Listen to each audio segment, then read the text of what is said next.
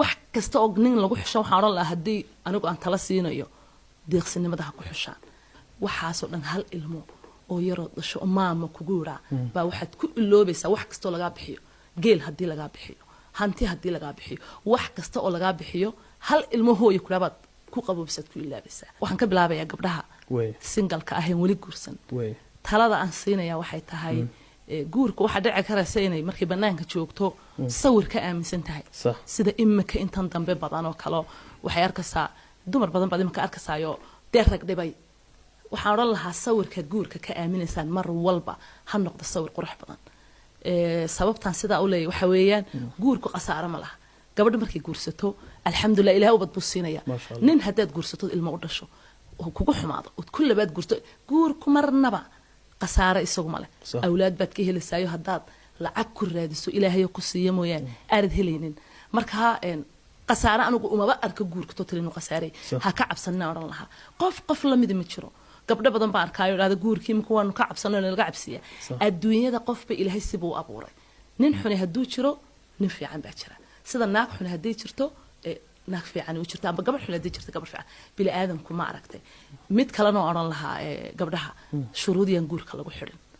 guurku kulli wax wanaagsan baa ka horeeya bini aadam baa haduu ninku xumaado albaabku ka baxay ka daba bax hadaad kaba fikirayso in ninku kugu xumaado kun aan xumaan baa jiro oo konton sano isqabo oo ma aragtay saas isku koolkooliya gabdhaha waxaan lahaa ha ka cabsanina number 1 shuruudan yaa lagu xirin sababtoo ah guurku wuxuu kugu keenayo adoo shuruud ku xira oo nin kasta diida oo shuruud ku xira waxa kaaga wanaagsan inaan wanaagsan oo heshaan